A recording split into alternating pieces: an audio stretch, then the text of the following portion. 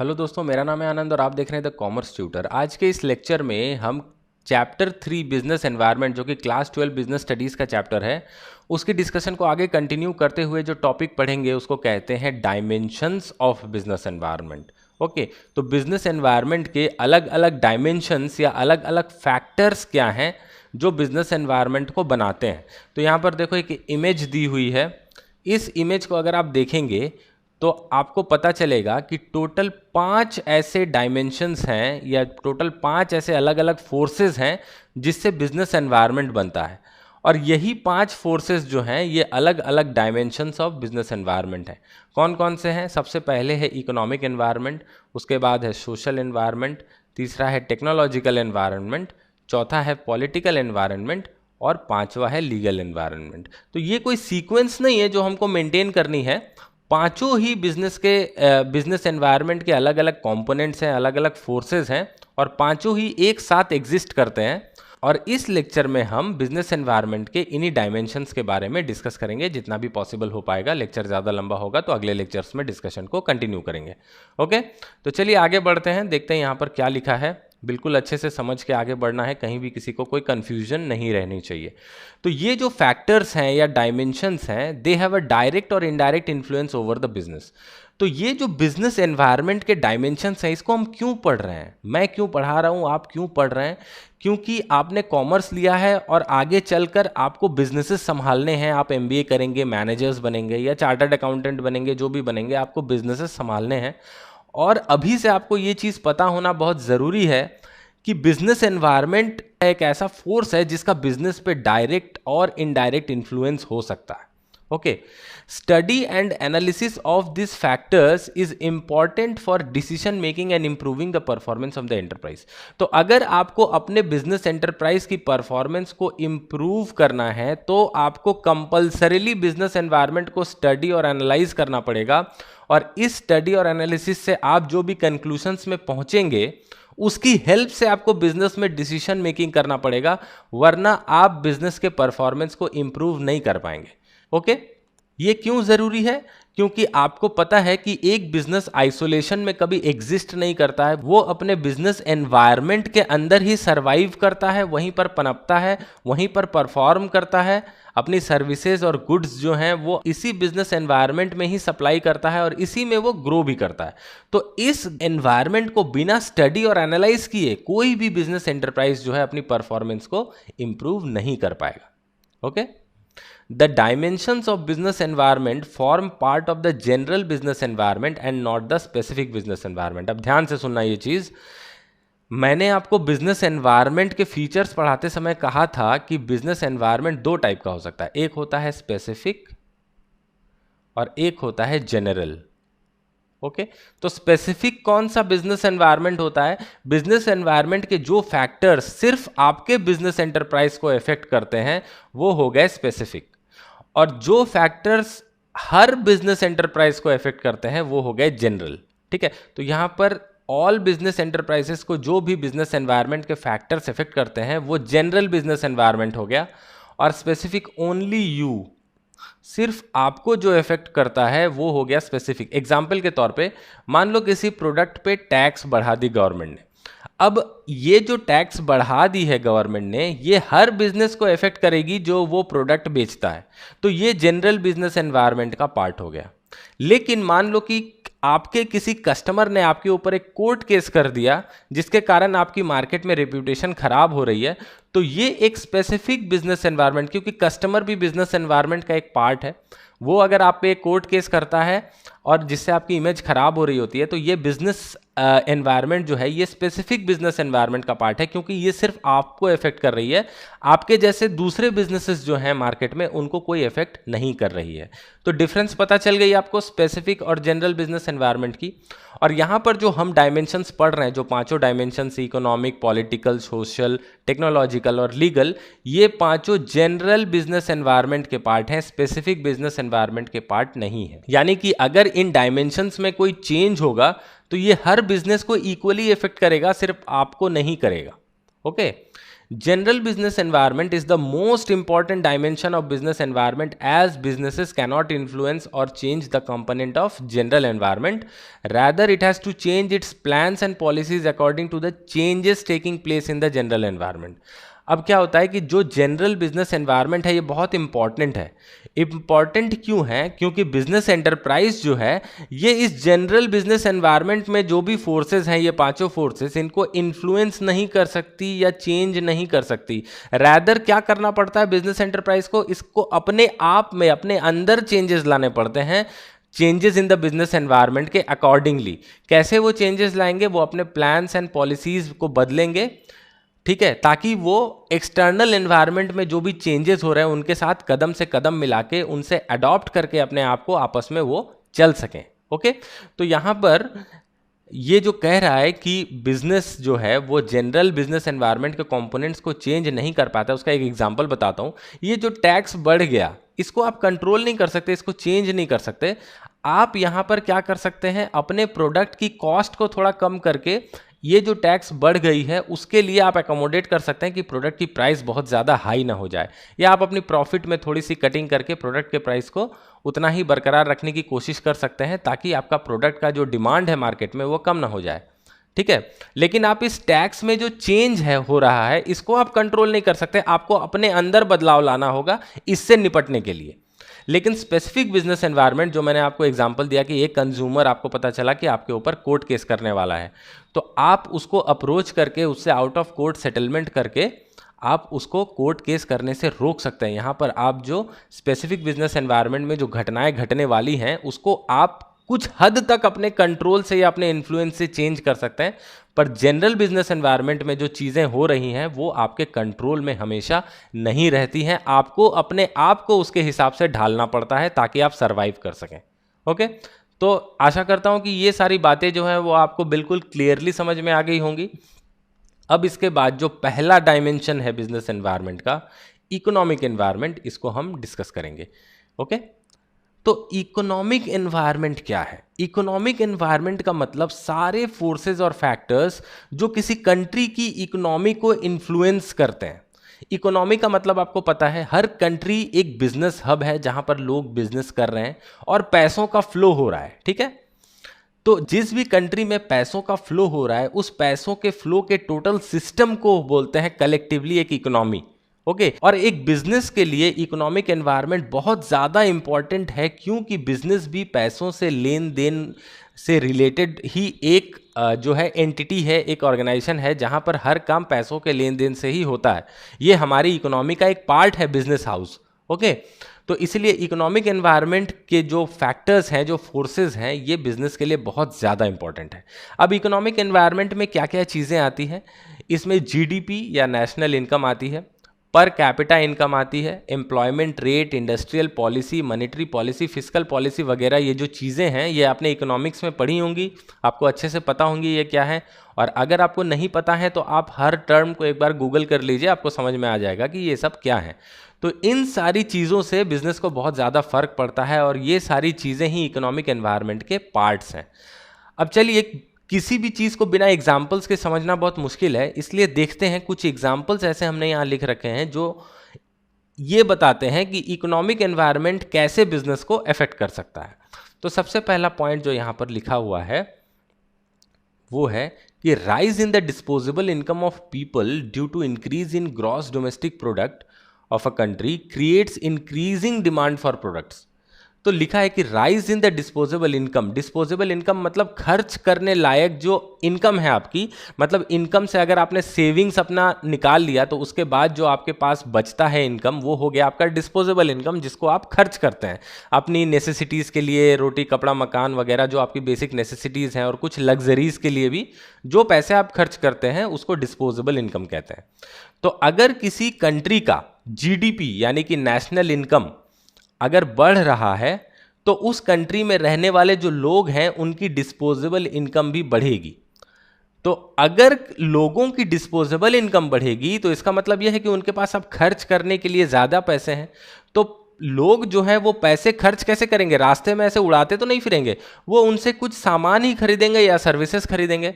तो सामान और सर्विसेज अगर खरीदेंगे तो उस कंट्री में फिर क्या होगा, प्रोडक्ट्स की डिमांड जो है, प्रोडक्ट्स एंड सर्विसेज लिख देता हूँ, सर्विसेज भी होंगी, प्रोडक्ट्स एंड सर्विसेज की डिमांड जो है वो बढ़ेंगी।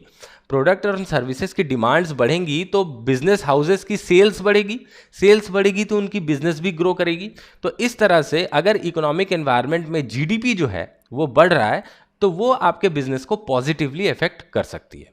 ओके, सेकेंड पॉइंट है high inflation rates generally result in constraints on business enterprises as they increase the various cost of business such as the purchase of raw material or machinery and payment of wages and salaries to employees।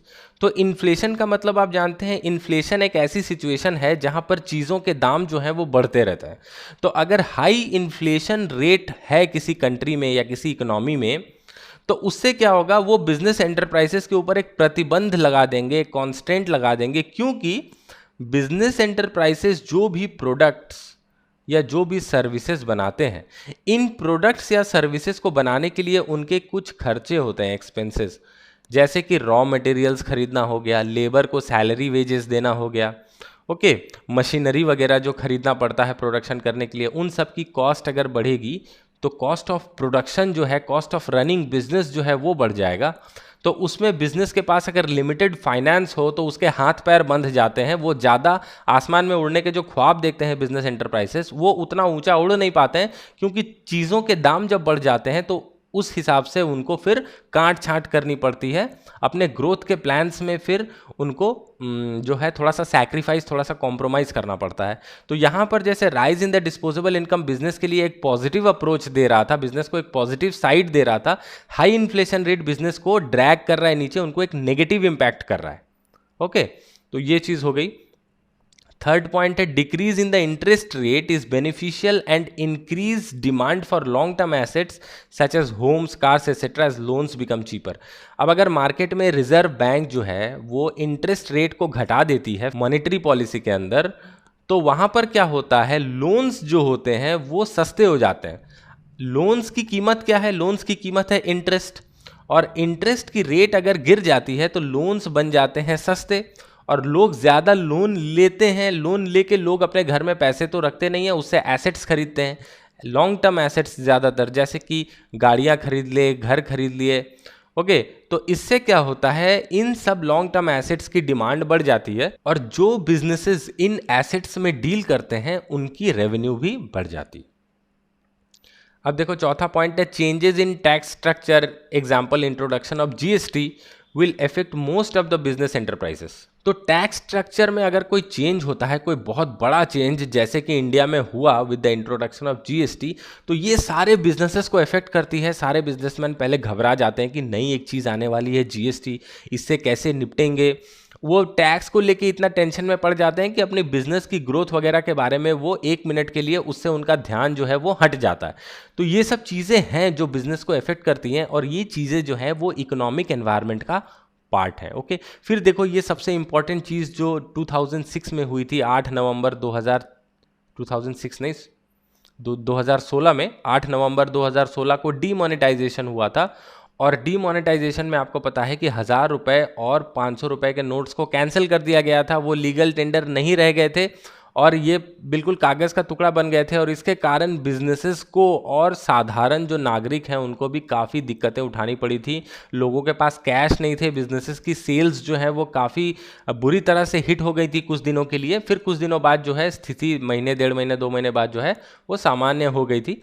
लेकिन उस period में Indian economy को बहुत बड़ा loss हुआ था, बहुत बड़ा झटका लगा था। तो ये सारी चीज़ें जो हैं ये आपको लगती होंगी कि उतना इम्पैक्ट नहीं कर रही हैं बिजनेस को, लेकिन आप अगर लार्ज स्केल पे देखें तो ये काफ़ी ज़्यादा इम्पैक्ट करती हैं किसी बिजनेस हाउस को। और इसीलिए इकोनॉमिक एनवायरनमेंट को हमेशा स्कैन करते रहना एक बिजनेस एंटरप्राइज की ग्रोथ और प्रॉफिटेबिलिटी के लिए बहुत ज़्यादा ज़रूरी है। ओके, अब आगे दूसरा जो डायमेंशन ऑफ बिजनेस एनवायरनमेंट है वो है सोशल एनवायरनमेंट। तो सोशल एनवायरनमेंट बना होता है किसी भी सोसाइटी के कस्टम्स एंड ट्रेडिशन से, जिस सोसाइटी में वो बिजनेस एग्जिस्ट कर रहा होता है। तो बिजनेस जहाँ पर भी होता है उसके अगल बगल लोग होते हैं, वो एक सोसाइटी में ही चालू होता है, सोसाइटी में ही ग्रो करता है बिजनेस और सोसाइटी में ही रन करता है, क्योंकि बिना लोगों के तो आप बिजनेस चला नहीं सकते। और जहाँ लोग एक साथ रहते हैं वही एक सोसाइटी बन जाता है। ओके, तो हर सोसाइटी के कुछ कस्टम्स होते हैं, कुछ ट्रेडिशंस होते हैं। कस्टम्स ट्रेडिशंस यानी कि कुछ रीति रिवाज, कुछ त्योहार उनके होते हैं जो वो लोग मनाते हैं, और इन त्योहारों को मनाने में भी बिजनेस हाउसेज ही उनकी मदद करते हैं। अगर बिजनेस नहीं होता, दुकानें नहीं होती, तो आप दिवाली में दिए और पटाखे कहाँ से खरीदते, नए कपड़े कहाँ से खरीदते, मिठाइयाँ कहाँ से लाते। ओके, आप घर में चुपचाप बैठे रहते और दिवाली की जो ट्रेडिशन है, जो आपकी जो त्योहार है, उसको आप एंजॉय नहीं कर सकते। होली में आपको रंग, पिचकारी, गुलाल वगैरह जो है इन बिजनेसेस से ही अवेलेबल होती हैं। तो सोशल एनवायरनमेंट को स्कैन करना भी एक बिजनेस के लिए बहुत ज़रूरी है।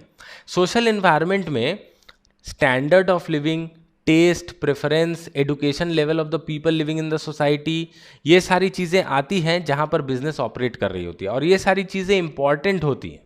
ओके, अगर किसी जगह पर मान लो कि आपने कहीं पर एक बिजनेस सेटअप की है और वहाँ पर स्टैंडर्ड ऑफ लिविंग जो है वो एवरेज है, मतलब वहाँ पर जो लोग हैं वो बहुत रिच लोग नहीं है, बहुत हाई फाई लाइफ नहीं लीड करते हैं, बिल्कुल बेसिक सी लाइफ लीड करते हैं, मिडिल क्लास वाली लाइफ लीड करते हैं। ओके, और वहाँ पर जाकर अगर आप एक फेरारी का शोरूम खोल देते हैं तो क्या एक भी गाड़ी आपकी बिकेगी? बिल्कुल नहीं बिकेगी, क्योंकि जहां पर आप बिजनेस डाल रहे हैं वहां के सोशल एनवायरनमेंट को स्कैन करना पड़ेगा भाई। अगर आप स्कैन नहीं करोगे तो आप कैसे समझोगे कि वहां के लोगों का स्टैंडर्ड ऑफ लिविंग क्या है? अगर मेरी हैसियत है मारुति 800 खरीदने की, तो मैं फेरारी का शोरूम वहां पर क्यों डालूंगा? ओके, वहां पर आपने एक बहुत बड़ा मॉल खोल दिया, पर वहां पर कस्टमर्स ही नहीं है। वैसे आजकल मिडिल क्लास इनकम वाले मॉल्स में जाते हैं, लेकिन फिर भी मैं बता रहा हूं कि जहाँ पर जो लोग रहते हैं उनकी standard of living, test, preferences, education level, इन सारी चीज़ों को ध्यान में रख के ही अपने बिजनेस को आपको सेटअप करना पड़ेगा, आपकी प्रोडक्ट पोर्टफोलियो को डिज़ाइन करना पड़ेगा। अगर आप गुजरात में जाके मीट की दुकान चारों तरफ खोल देते हैं, गुजरात में और राजस्थान में जहाँ पर ज़्यादातर लोग वेजिटेरियन हैं, तो वहाँ पर फिर आपकी बिजनेस जो है वो चलेगी नहीं, उल्टा लोग आपको मार के सोसाइटी से बाहर भगा देंगे। ठीक है, एडुकेशन लेवल भी जो है लोगों का वो एक बहुत इंपॉर्टेंट कंसीडरेशन है, क्योंकि आप देखेंगे जहाँ पर एडुकेशन की स्तर जो है वो हाई होती है वहाँ पर लोग ब्रांड कॉन्शियस हो जाते हैं, ब्रांडेड चीज़ें खरीदना पसंद करते हैं। और जहाँ पर एडुकेशन लेवल जो है वो उतना हाई नहीं है, वहाँ पर आप लोगों को जो भी पकड़ा दो, अच्छा खराब जो भी समझा दो, दुकानदार जो भी समझा दे, लोग जो हैं वो दुकानदार के पल्ले पड़ के कुछ भी सामान खरीद के ले जाते हैं। एक सिली सा एग्जाम्पल आपको बताता हूँ, पता नहीं आपको हंसी आ जाएगी इस एग्जाम्पल से, पर मैंने अपने रियल लाइफ में ये नोटिस किया है। अपने ऑफिस के काम से जब मैं रूरल एरियाज़ में जाता हूँ, जैसे कि गांव हो गए छोटे छोटे, तो वहाँ पर आपने देखा होगा कि कभी कभी अगर मुझे मन किया कि मैं एक लेज़ का पैकेट खरीद के चिप्स खाऊं, तो वहाँ पर लेज़ का पैकेट मुझे नहीं मिलता है। वहाँ पर कोई इधर उधर का कोई चीप सा ब्रांड का चिप्स आपको मिलेगा, बिल्कुल लेज़ के पैकेट की तरह ही दिखेगा वो, लेकिन वहाँ पर लेज़ नहीं लिखा होगा, कोई और कुछ नाम होगा, बिल्कुल चीप सा पैकेट होगा, पैकेजिंग होगी इमिटेट करता हुआ लेज़ को। लेकिन शहरों में जब आप किसी स्टोर में जाएंगे तो फिर आपको जेन्युइन फ्रीटो ले की कंपनी का ही चिप्स का पैकेट मिलेगा। तो ये हो गया एजुकेशनल लेवल और स्टैंडर्ड ऑफ लिविंग के हिसाब से। गांव में जो है बच्चों को लेज और कोई जेनेरिक ब्रांड में अंतर करने की कैपेसिटी नहीं है, वो चिप्स खरीदना चाहते हैं, चिप्स खरीद के खाते हैं। लेकिन एजुकेशन लेवल जहाँ पर अच्छा है वहाँ पर लोग पहचानते हैं कि कौन सी ब्रांडेड चीज़ है और कौन सी जेनेरिक है जो कि उतनी अच्छी क्वालिटी या सब स्टैंडर्ड क्वालिटी का है। तो वहाँ पर वो चीज़ लोग खरीदेंगे नहीं। आप शहरों में वो चीज़ें रखेंगे तो वो एक भी यूनिट आपकी बिकेगी नहीं। तो उस हिसाब से बिजनेसेस की जो है प्रोडक्ट पोर्टफोलियो और क्या चीज़ वो बेचते हैं, क्या सर्विसेज वो प्रोवाइड करते हैं, वो चेंज हो जाती है। ओके, अब यहाँ पर some aspects of social environment देखना है हमको। क्या क्या एस्पेक्ट्स हैं सोशल एनवायरनमेंट के? सबसे पहला एस्पेक्ट है सोशल वैल्यूज़। सोशल वैल्यूज़ क्या हैं? सोशल वैल्यूज़ वो संस्कार हैं, वैल्यूज़ का मतलब होता है संस्कार, जो हमारे माता पिता और सोसाइटी में और भी जो लोग हैं जिनसे हम मिलते हैं, हमारे दोस्त, हमारे टीचर्स, हमारे अंदर भरते हैं बचपन से। जैसे एग्जाम्पल, बड़ों की इज्जत करो, किसी से गाली गलौज मत करो, हमेशा सबसे प्यार से बात करो। तो ये सारी चीज़ें जो हैं वो सोशल वैल्यूज़ में हैं। अब इनमें क्या क्या चीज़ें और आती हैं? सोशल वैल्यूज़ में आती है individual freedom, social justice, equality of opportunity and national integration. यानी कि इंडिविजुअल फ्रीडम यानी कि मैं जो करना चाहता हूँ मुझे उसकी आज़ादी होनी चाहिए। सोशल जस्टिस यानी कि समाज में हमेशा न्याय होना चाहिए, किसी के साथ अगर अन्याय होता है तो पूरे समाज को आके उसका विरोध करना चाहिए। इक्वालिटी ऑफ अपॉर्चुनिटी यानी कि हर किसी को बिना जात पात धर्म देखे इक्वल अपॉर्चुनिटी मिलनी चाहिए, समाज में कोई भेदभाव नहीं होना चाहिए। और नेशनल इंटीग्रेशन यानी कि हमेशा हमको खुद को एक देशवासी के हिसाब से अपने आप को प्रोजेक्ट करना चाहिए। हाँ, जात पात रिलीजन वगैरह में आपस में अपने आप को बांटना नहीं चाहिए। तो ये सारी सोशल वैल्यूज़ जो हैं वो आजकल इंसानों के अंदर दी जा रही हैं, भरी जा रही हैं, और ये फिर freedom of choice in the market के हिसाब से निकल के आ रही हैं। यहाँ पर चीज़ को समझने की कोशिश करो कि जब एक इंसान के अंदर सोशल वैल्यूज़ आ जाती हैं कि मैं जो चाहूँ वो खा सकता हूँ, जो चाहूँ वो पहन सकता हूँ, तो फिर वो इस अपने अंदर की इच्छा को, इंडिविजुअल फ्रीडम को एक्सरसाइज करने के लिए बिजनेस हाउसेस के पास ही जाएगा। अब एग्जांपल के तौर पे पहले के दिनों में लड़कियों को उतना घर से ज़्यादा बाहर निकलने की इजाज़त नहीं थी, फिर वेस्टर्न कपड़े पहनने की इजाज़त नहीं थी, पर आज के दिन में जो है लोग ओपन माइंडेड हो रहे हैं, इंडिविजुअल फ्रीडम फॉर गर्ल्स को भी वो लोग एक्सेप्ट कर रहे हैं। तो यहाँ पर लड़कियों को जो भी चीज़ पहनने की इच्छा है वो अगर बिजनेस हाउस उनको प्रोवाइड ना कराएं तो फिर ये चीज़ जो है, ये जो उनकी इच्छा है, ये जो उनकी फ्रीडम है वो कहीं ना कहीं हैम्पर हो जाएगी।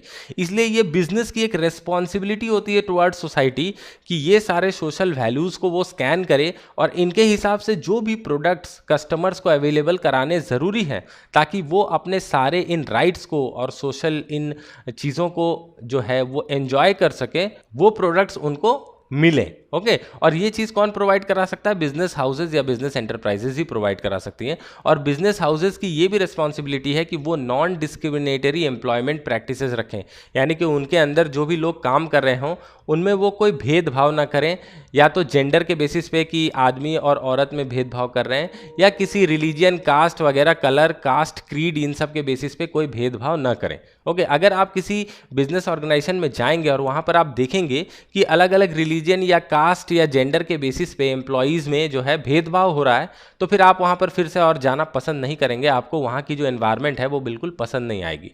ओके, ऐसे बिजनेसेस जो हैं वो ग्रो भी नहीं कर पाते। दूसरा एस्पेक्ट जो है सोशल एनवायरनमेंट का वो है सोशल ट्रेंड्स। ओके, तो सोशल ट्रेंड्स जो हैं आजकल हर दिन कुछ नया ट्रेंड हो रहा है, नई नई चीज़ें आ रही हैं।